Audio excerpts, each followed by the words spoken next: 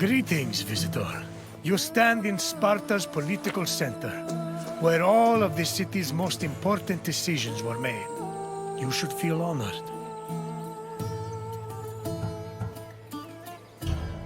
Sparta's political system was unique in the Greek world. While Athenians wasted hours on end whining and wagging their tongues at each other, Spartan kings made their decisions swiftly and deliberately. They preferred action over words. Come find me again when you finish your visit.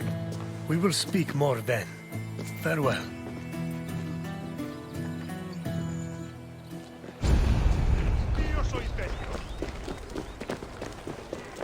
Sparta's political system differed from most of Greece's.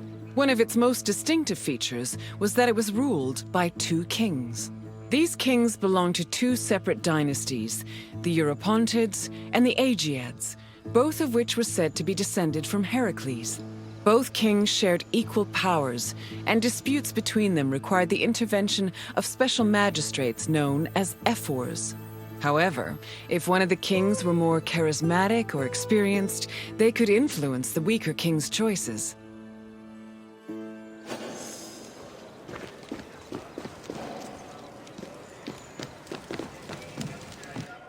Spartan kings had several responsibilities and functions. As lifetime magistrates, they were technically Sparta's priests and strategists, and their duties encompassed everything from politics to justice. Originally, both kings would lead military campaigns in times of war.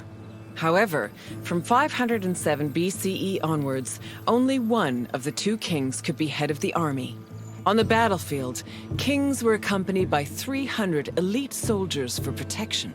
But being a king wasn't only about working and fighting, they enjoyed special privileges as well.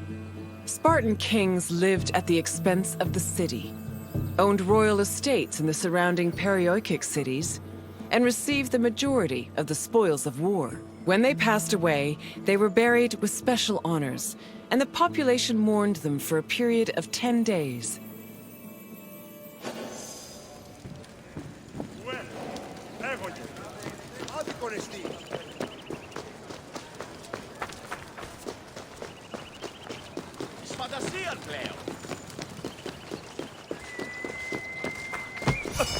The kings of Sparta enjoyed many important religious honors. They were in charge of sacrifices, both during military campaigns and at home.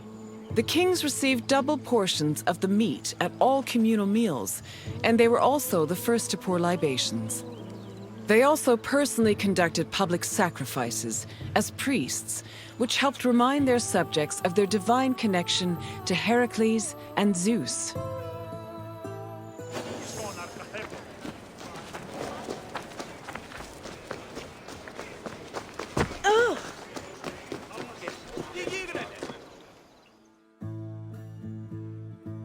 The ephors, or overseers, were 5 magistrates elected by the Spartan assembly. They were chosen from amongst Spartan citizens over 30 and served for 1 year with no possibility of re-election. The ephors played a large part in administrating the city and were considered the most democratic agents in the Spartan political system. They had judicial power and ordered the dispatching of the Spartan army during wars. They also met and negotiated with representatives from other states, in addition to running the agoge, the Spartan education system. While not as powerful as the two kings, the ephors still held great sway over Sparta's affairs.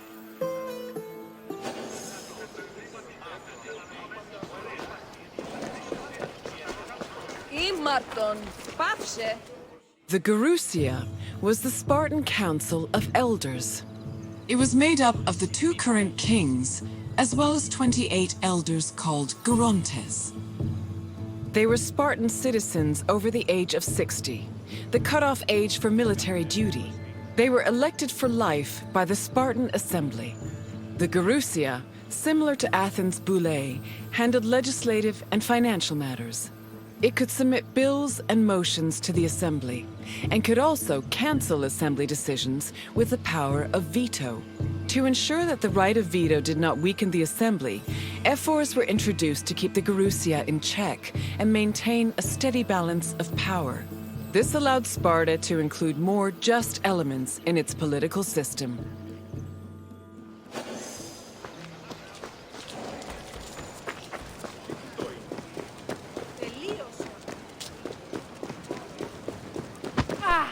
The Spartan Assembly, or the Apella, was made up of Spartan citizens who were over 30 years old.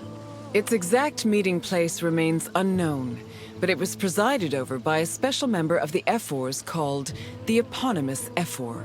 The Apella had limited authority, since any decision it made could be overruled by the Gerousia.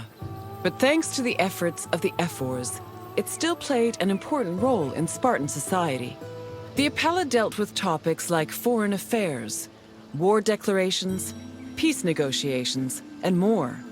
They also elected ephors and Gerousia members, and could both grant political rights to foreigners and remove them from Spartan citizens. Unlike the myriad sources on the functions of the Athenian Assembly, the exact details of the Apella's decision-making process are unknown.